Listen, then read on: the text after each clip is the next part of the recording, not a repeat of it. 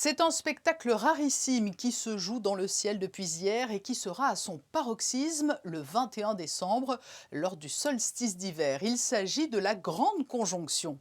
Et pour nous expliquer ce qui se cache derrière ce terme, nous avons invité l'un des astronomes de l'Observatoire de la Côte d'Azur.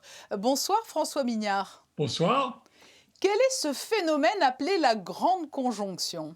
Ce qui va se passer là, c'est un rapprochement sur le ciel de deux grosses planètes, puisqu'il s'agit de Jupiter et de Saturne, qui sont à peu près dans la même direction du ciel tous les 20 ans. Mais le phénomène qu'il va y avoir là est un peu particulier parce que ce rapprochement est extrêmement étroit. Ça arrive très rarement. Oui, vous nous disiez tous les 20 ans, mais avec cette précision, ce rapprochement, je crois que cela remonte à encore beaucoup plus loin. Exactement. L'intérêt du phénomène aujourd'hui, c'est sa rareté. C'est parce que la dernière fois que ça s'est produit avec une distance aussi petite, c'était en 1623 et les conditions de visibilité n'étaient pas bonnes, c'est-à-dire que c'était trop près du Soleil. On ne pouvait pas le voir. Donc il faut aller au XIIIe siècle pour trouver quelque chose de comparable en termes de visibilité, de rapprochement. Donc ça nous fait 700-800 ans depuis que quelqu'un ait éventuellement pu observer un tel rapprochement. Mais alors justement, qui va pouvoir observer ce phénomène? Tout le monde, dès l'instant où le ciel est dégagé, sur la Côte d'Azur, eh ben, on peut espérer que ces jours-ci, ça va venir. De toute façon, ce n'est pas un phénomène instantané. On peut l'observer pendant plusieurs jours autour du point de rapprochement extrême, qui est le 21 décembre. Mais le 20 décembre, le 22, le 19, le 23, tout ça, c'est presque équivalent. Donc, il suffit de regarder dans la direction du couchant. Le soleil a disparu. Il commence à faire nuit, voilà, une demi-heure, trois quarts d'heure après le coucher du soleil. Et là, Jupiter, on ne peut pas le manquer. C'est le seul astre visible, bien brillant, au sud-ouest, là où le soleil s'est couché, et qui est encore pas très haut, mais qui n'est pas encore en état de se coucher. Il suffit d'avoir un horizon relativement bien dégagé, pas être bien sûr caché par un immeuble, mais il n'y a pas besoin de voir la ligne d'horizon. Donc Jupiter sera là, si on regarde ces jours-ci, en ce moment, on voit encore Jupiter et Saturne relativement bien séparés, 1 degré, 2 fois la taille de la pleine lune.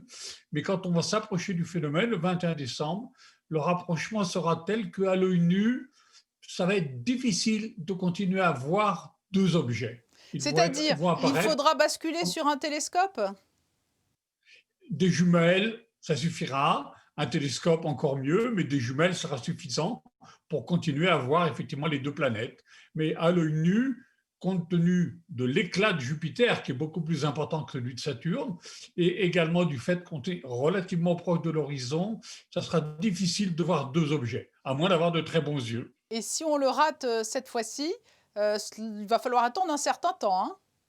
Alors, le prochain, c'est 2080. 2080, à peu près dans la même circonstance, mais après, il faut attendre le 25e siècle, 2417, pour voir quelque chose de comparable, hein. Donc, c'est ce que j'expliquais. C'est rare, ce n'est pas forcément spectaculaire, mais c'est un phénomène rare du ciel. Et puis, il y a un certain nombre d'implications. On peut expliquer le mouvement des planètes, on peut essayer d'expliquer pourquoi c'est tous les 20 ans. Il y a tout un tas de petites choses que des enfants, des jeunes, des adolescents curieux du ciel sont amenés à rechercher ou à poser des questions aux adultes pour essayer de bien comprendre ce phénomène. François Mignard, nous évoquons souvent avec nos différents interlocuteurs le contexte actuel, la crise sanitaire, la morosité qu'elle engendre.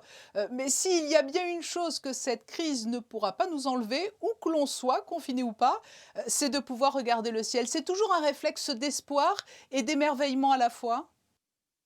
Oui, ça donne aussi une idée de la relativité du temps, hein. Ces phénomènes lents, bien évidemment, là on est sur une crise sanitaire très dure pour tout le monde. On peut espérer que dans 1 ou 2 ans, elle sera derrière nous et que dans 4 5 ans, on l'aura oublié pratiquement. Donc, ces phénomènes à répétition séculaire, 100 ans, 200 ans, permettent d'avoir un peu de recul, effectivement, sur ces événements, aussi dramatiques soient-ils, mais qui, dans le cours de l'histoire de l'humanité, se sont répétés de siècle après siècle et n'ont pas empêché l'humanité de survivre. François Mignard, merci de nous avoir éclairés sur cette grande conjonction. Merci beaucoup.